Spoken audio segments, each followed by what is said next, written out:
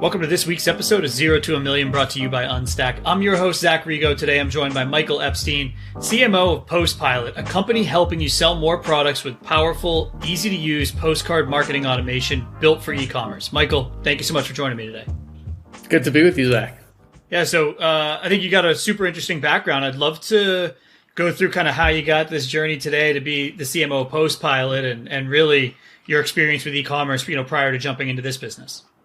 Sure. I'll try and keep it tight. I started in e-commerce in the old days, 2000, and been in it for over 20 years.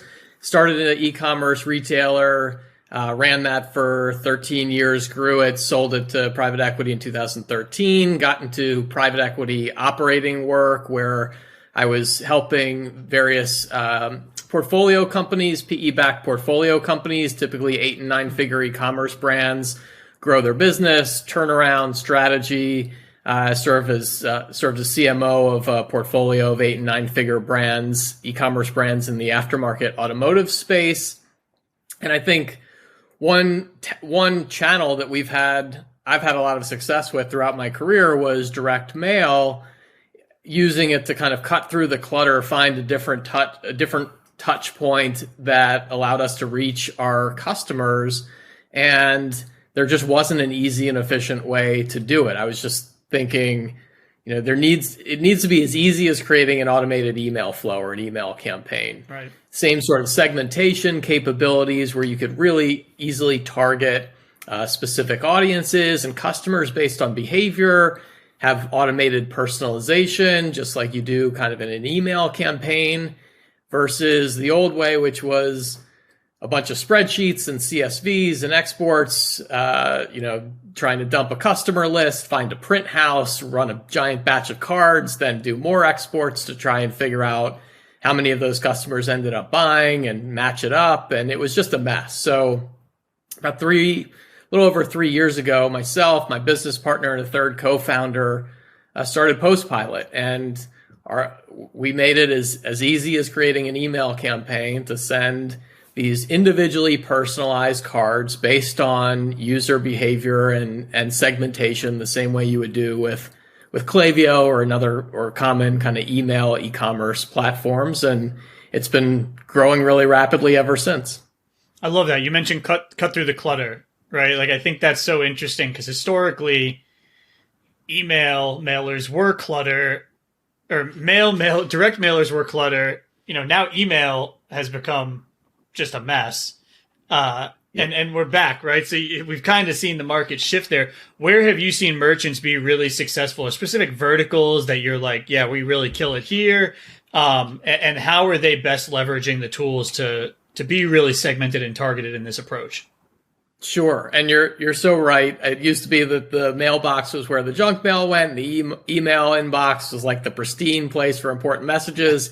Now you got 140 emails a day, which you're deleting or ignoring the vast majority of them. And the mailbox is where if you get a piece of mail from a brand that you recognize and have done business with, it's perceived more as a gift. People appreciate that, they engage with it, and they act on it. So the ways that we're seeing the most success, the types of businesses that are having the most success are typically in businesses that lend themselves to customer retention. They're consumable businesses in a lot of cases. So a cosmetics brand, a food or beverage brand, a supplements brand, apparel and other items as well. But particularly when people are consuming a product and on a kind of typical refill and repurchase schedule, this is where direct mail can be so effective at using segmentation to determine if that customer goes off track, they don't buy within the expected time frame.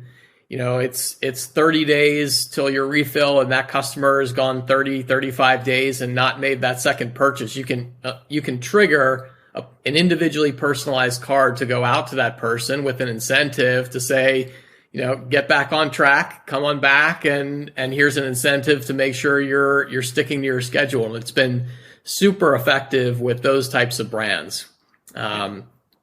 Boom Cosmetics is an example where they know kind of a lipstick lasts a certain amount of time. They created an automated win-back campaign.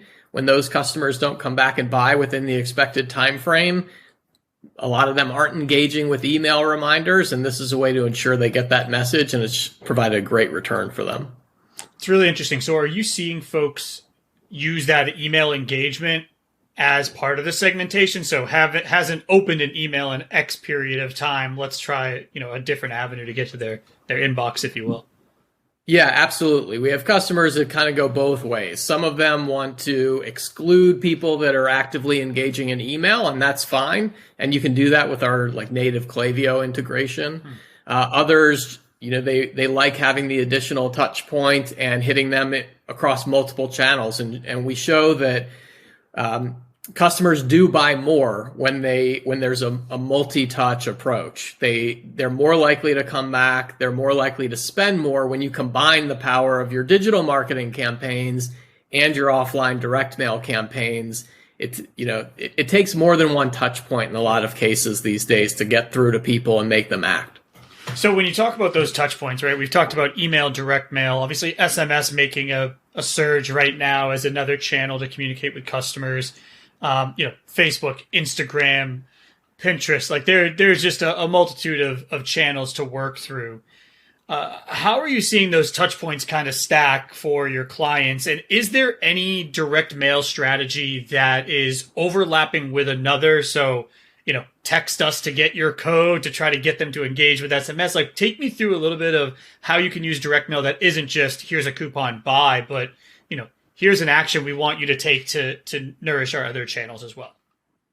Yeah, absolutely. So it's a great point. We do have a lot of customers that are essentially pivoting a lot of the campaigns that they're creating in email and using similar creative, so you don't have to reinvent the wheel, similar segmentation, and having that multi-touch approach. And we've done tests that show that increases the overall effectiveness across all your channels. And we have customers that will use Facebook custom audiences, same sort of thing, have a multi-touch approach. And we have a lot of customers, to your point, that are driving to an SMS opt-in. So they put a QR code right on the card. It drives them to a landing page with an SMS opt-in. So in addition to potentially getting them to buy directly by going back to the site, and maybe there's an incentive, it's also getting them to engage across even more channels and building your list that way. Okay. I love that. You've been in the e-commerce game for a while, 20 years, which is, about as long as I think e-commerce has been around outside of a few stores prior to that. So that's pretty damn good, right? So you've been in the game for a minute. You obviously latched onto this as hey, this was successful for our merchants and it's a pain in the butt and spreadsheets should go by the wayside. What other strategies have you seen that you're really bullish on from a marketing perspective for e-com brands that, either you're using or you believe that other merchants should be leveraging? Sure. I mean, I think that, in addition to kind of the typical win-back campaigns and things like that, we've got, they're using it, especially around now, to get the message through to folks around their Black Friday promotions. Because this is when you have a big sale. One, CPCs are getting jacked up because everyone's competing for attention. Totally. Email inboxes are getting even that much more overwhelmed because everyone's trying to send a million emails to get your attention. This becomes a really effective way, as we talked about earlier, to cut through that noise and ensure that people are getting your message. And we just introduced a handwritten card option as well. So you've got printed postcards that are individually personalized.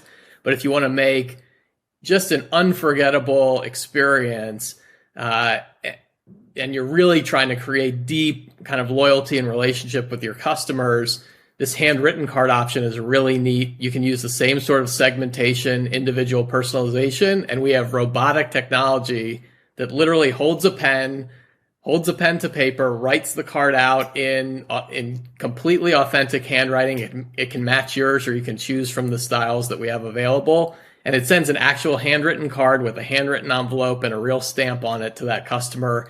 And again, it's just a great way to cut through the clutter get people's attention, and you get a handwritten card in the mail, you're opening it, you're reading it, you're engaging with it, and you're not forgetting that.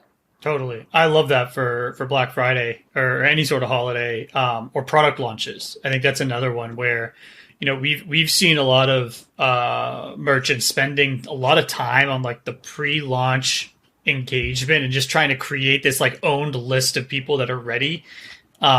That's a great way to inform people and get them to opt in, or get them to at least understand that something's coming soon and they should engage and opt in to see when the launch is coming or when the product is live. You mentioned consumables. We've obviously seen tons of cosmetic brands pop up. Where are you kind of seeing the market go for, obviously you've been in the automotive space, I think, for a while, but where are you seeing kind of the market go with other potential industries that could have a lot of success with direct mail? Because, I try to think about where I get direct mail from, and I feel like the Costco is probably the best and most consistent brand that I get direct mail from. Mm-hmm. I love getting their catalog. I read it almost every time. They send little cards as well. I look at those. I don't know. I'm a Costco fanatic. Also a shareholder. It's a great stock. You should get in on it, everybody. But nice. where do you think there's not enough listeners here to move the market, but hopefully one day. Where do you see like, hey, cosmetics great, consumables great. Obviously nutrition, supplements, we've seen a ton of brands pop up there. Where else do you think there's a good opportunity for direct mail to kind of take over an industry that's maybe struggling through other channels? Yeah, I mean, I think that, supplement, some of the categories that you mentioned, especially something like supplements, these industries that have high margin but extraordinarily high customer acquisition costs because they're just so competitive. I mean, it's common now that, with Facebook and search ad CPCs continuing to increase and competition continuing to increase, a lot of folks just aren't even profitable on their first order. Even if they have a decent margin product, the customer acquisition costs are just so high after you factor in marketing and operations and cost of goods and fulfillment. You've got to be able to retain customers. That's where profits come from, when you're not paying to acquire that customer again. So, in these industries, again, like the ones that you've mentioned, retention is just so critical to profitability. They've got to have a good retention strategy in place if they want to be successful. Even if you think, yeah, supplements, I can get 80% margin on that, I'm going to kill it. Then you get to Facebook and you realize, yeah, a lot of other people have the same idea, and it's going to cost you a bunch to acquire that customer. Right. If you were looking at upsell opportunities, which is something we've seen a lot of merchants thinking about. It's, hey, like I just got the transaction, my credibility's at its highest, obviously, if I'm hopefully delivering the product on time. Let's try to upsell them a product. Is that something you're seeing people do, either delivering a postcard with a product or immediately after to encourage a quick, follow-up purchase? Yeah, you're absolutely right. Recency is typically the best indicator of intent to purchase again. So hitting that customer exactly as how you described. They're warm. They've just raised their hand and said, I'm interested in doing business with you. Hopefully you've delivered a good experience. To be able to hit them with a message that's like, thank you, get that second purchase quick. That not only increases your likelihood of converting that customer again, with every subsequent purchase a customer makes, they become that much more likely to continue being loyal. You're developing this relationship over time, and the more the customers continue to buy from you, the more likely they are to continue buying from you in the future. So getting that second order when they're hot, you're top of mind for them is super critical, and definitely just like kind of a welcome or a post-purchase campaign that you might send via email, you can trigger the same thing by a postcard or even a handwritten card, which really makes a big impression. Yeah, and then I think the other thing I'm as a marketer, is always a challenge, and something that I know is a challenge across almost every channel, tracking ROI. I imagine there are challenges, or you mentioned even in the past having challenges with tracking ROI and having to have another spreadsheet that you then tried to somehow match up the purchase with the, with the send. how are your customers tracking ROI, and how effective, are they finding some of these campaigns from a return on investment? Sure, it's a great question. So we've solved that in two ways. With our native Shopify integration, we know who makes a purchase. We also know whether that person received the card and when they were expected to receive that card. So we can automatically track both coupon-based tracking. So if you include a code on that card, it'll automatically look for any purchases that contain that code to the list that you sent and track redemptions of that. And it'll also track at the customer level. So a lot of times, the card is sitting on a desk. Folks forget to put the code in, or they find a different code on your site. They decide to use that instead. We also track based on when we know that customer received the card. If they go on to make a subsequent purchase within the next 30 days, we'll show you that ROI too. And so, that would be a little bit more of an aggressive look at it. And the coupon tracking would be a bit more of a conservative look. And just like kind of any channel, the true attribution's somewhere in the middle there, but you can kind of get the two bookends of where that would look, right, of what your ROI would be. And typically, I'd say most commonly we're seeing 7 to 12, 15x ROI on the campaigns that we're sending. And are these always from owned lists? These are direct mailers to people that have, again, previously ordered and given you their address, or somewhere along the line registered for something to give you their address, right? Correct. We focus on keeping those customers coming back and getting them to keep buying from you. Okay. I love it. It's an incredible service. The interface looks awesome too. So I was excited to chat with you about this because I think it's a strategy merchants should be testing, especially as you've accumulated a large customer list. Michael, one last question I ask every guest. Next 12 months in e-commerce and digital marketing within e-commerce, what are you most excited about as trends continue to evolve in the space? And it doesn't have to be direct mail, it can be, but would love to get your perspective on kind of where you see the market going over the next 12 months. Yeah, I've always been super bullish and enthusiastic about greater levels of dynamic personalization, I think, across kind of the whole user journey. So this isn't something that's far-fetched, and really in the future. The technology really exists today to create a pretty deeply personalized experience, from browsing the product grid and category pages on your site to the marketing campaigns that you're exposed to. I don't know that I've seen a lot of folks doing a great job of really tying that together in a cohesive way and extending that level of personalization kind of at scale and across a lot of different channels. I'm kind of excited to see how companies make it more easy and efficient to really hyper personalize the messaging that you see both on the website itself and in marketing campaigns, and create that kind of cohesive personalized experience, almost like having a personal shopper, but online. Because I think that's what you lose in online retail versus in store. If you can recreate kind of that personal shopper and sales associate experience at scale, that's really interesting to me.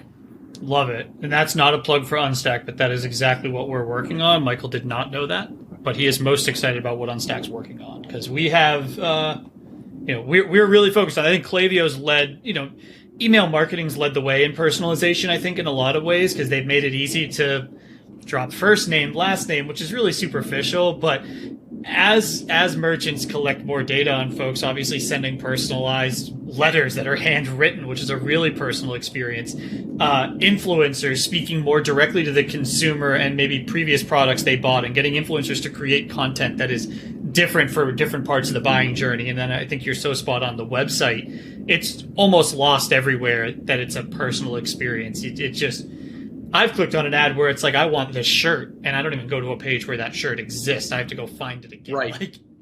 Like, right. First, show me the shirt I want to buy, then speak to me directly after. Totally. It's got to be more than like other customers like X and Y. It's got to really speak to you. And I love what Unstack is doing. Yeah, we're really excited about it. And we believe in the same thing. We think that personalization shouldn't end in your communication, it should end in, when the checkout ends. And that's what we're going to try to do our best to build. Michael, thank you so much for joining me today. Where can everyone connect you and more importantly, learn more about PostPilot? Sure. You can reach out to me directly, michael@postpilot.com, connect with me on LinkedIn, and would love to hook any listeners up with an offer to help them get started and test the waters of direct mail. Yeah. I'm bullish on the strategy. I actually want to chat with you about seeing what we can do for Unstack and maybe get some tests up and running, because there's some cool stuff that I'm trying to build with Shopify using Unstack and Shopify and hopefully PostPilot. So thank you so much, Michael, for joining me today. Thanks, Zach.